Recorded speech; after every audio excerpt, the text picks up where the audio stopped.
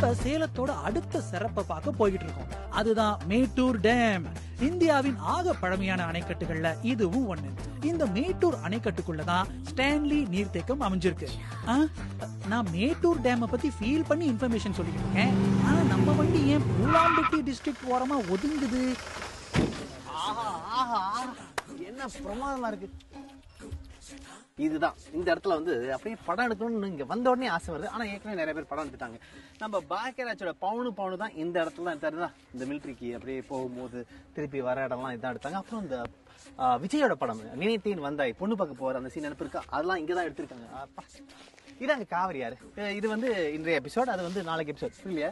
இது வந்து சேலம் டிஸ்ட்ரிக்ட், அது வந்து ஈரோடு, அது நாளைக்கு நம்ம பார்ப்போம். இது எங்கேருந்து ஆரம்பிக்குதுன்னா கொடகுமலையிலேருந்து ஆரம்பிக்குது இந்த காவிரி ஆறு. அங்கேருந்து ஆரம்பிச்சு கர்நாடகா பார்டர்லாம் தாண்டி அப்புறமா வந்து ஒகேனக்கல் தாண்டி மேட்டூர் டேம் தாண்டி இந்த பக்கம் வருது. அப்படியே இந்த பக்கம் போகுது. இங்க எங்க போகுது அப்படின்னு பாத்தீங்கன்னா இந்த பக்கம் அப்படியே திருச்சி, அதுக்கப்புறமா நம்ம தஞ்சாவூர், அதுக்கப்புறம் கோயம்புத்தூர், அப்படியே கடலை போய் கலந்துருது. அதெல்லாம் வந்து அப்படியே போனா தெரியும். இந்த இடத்துல அப்படியே போய் ஒரு நல்ல ஒரு சுத்திட்டு வந்தா சூப்பரா இருக்கும்னு நினைக்கிறேன். வாங்க கப்பல்ல ஏறி கடற்கரை சுத்திட்டு வருவோம். எந்த பக்கம் போலாம்? இந்த பக்கம் கர்நாடகா போலாமா இல்ல இந்த பக்கம் கடலுக்கு போலாமா? சரி, ஏதோ ஒரு இடத்துல காவேரி சுத்தி பார்ப்போம். ஓகே, நம்ம பைலட் அண்ணா காத்துட்டு இருக்காரு. வாங்க அண்ணா, வண்டி எடுக்கலாமா? அப்படி சுத்தி காட்டுறீங்களா எங்களுக்கு? ஆத்துக்கு அந்த பக்கம் இருக்கிற நெருஞ்சிப்பேட்டைக்கும் மேட்டூருக்கும் போறதுக்கு தான் மக்கள் இப்படி போட் எடுத்து சவாரி செய்யறாங்க. இந்த மாதிரி ஜாலியா போட்லயே ஆத்த கடக்கணும்னு தான் விரும்புறாங்க பூலாம்பட்டி வாழ் மக்களும் அக்கறையில இருக்கிற ஈரோடு மக்களும். ஏன்னா பஸ் எடுத்து சுத்தி போறது எக்கச்சக்க நேரமாகுமா, அதுலயும் செலவும் அதிகமாகும். சோ படகுல போறதுதான் அழகு அப்படின்னு முடிவு பண்ணிட்டாங்க மக்கள். என்ன அழகு பாத்தீங்களா? அட, ஒரு குட்டி தீவு கண்ணுக்கு தெரியுற மாதிரி இருக்கு. நான் ஒரு தீவை கண்டுபிடிச்சிட்டேன்.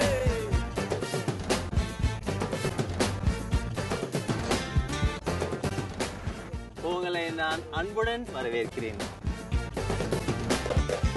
சும்மா விளையாட்டுக்காக நாம ஒரு தீவு கண்டுபிடிச்சுதான் சொன்னோம். ஆனா உண்மையிலேயே படகு இதுக்கு மேல போகாதுன்னு சொல்லிட்டாங்க. ஏன்னா இங்கெல்லாம் நிறைய பாறை இருக்கிறதால இதை தாண்டி போறது கஷ்டம். ஆனா இது வரைக்கும் வரவங்க என்ன பண்ணுவாங்களா, இங்க இருந்து கரைக்கு நீந்தி போயிட்டு திருப்பி இங்க வருவாங்களாம். இன்னொரு குவிக் ஃபேக்ட், இந்த இடத்துல இந்த காவிரியாரோட ஆழம் எவ்வளவுனா 50 feet. அப்படின்னா இந்த பாறை எவ்வளவு பெருசு அப்படின்னு பாத்துக்கோங்க. உள்ள போனோம், நீச்சல் தெரியாட்டி அவ்வளவுதான்.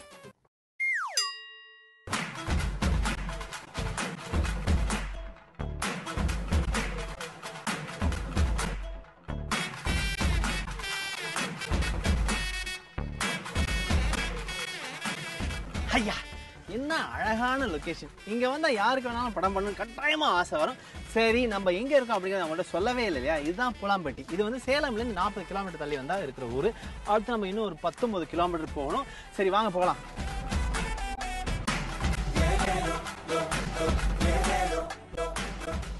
பூலாம்பட்டியில இருந்து ஒரு 18 கிலோமீட்டர் தான் டிராவல் பண்ணணும்.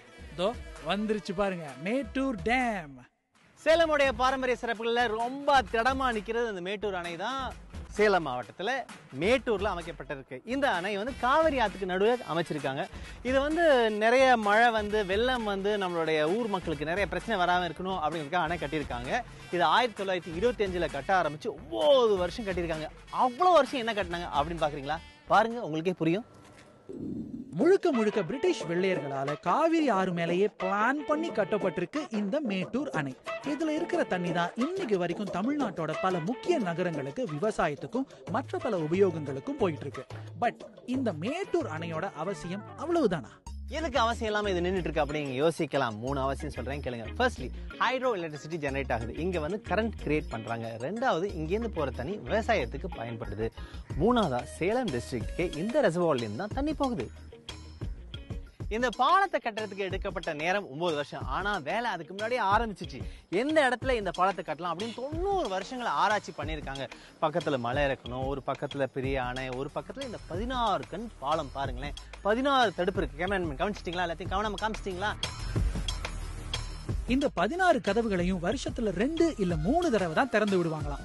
அப்படி ஓபன் பண்ணும்போது இதோ இப்படி ஆட்டுக்குட்டி எல்லாம் ஃப்ரீயா மீஞ்சிக்கிட்டு இருக்கு பாத்தீங்களா? இந்த கற்கள் நிறைஞ்ச இடம், இந்த ஏரியாவே ஒரு ஏரி மாதிரி நிறைஞ்சிடுமா.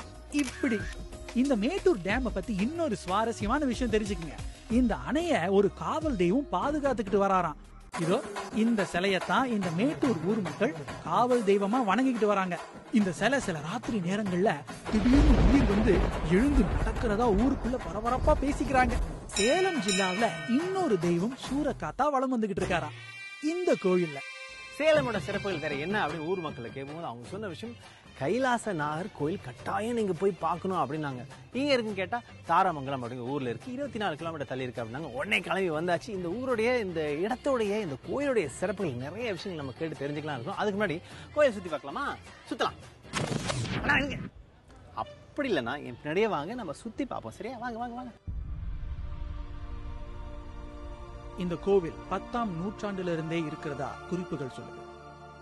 கட்டி முதலி தேசத்து மன்னர்கள் கோவிலை கட்டினதா மக்கள் சொல்றாங்க. சக்தி வாய்ந்த சித்தர்களோட கைவரிசை கோயில் கட்டடக்கலை எல்லாத்துலயும் இருக்கிறதா சுவடிகள் சொல்லுது.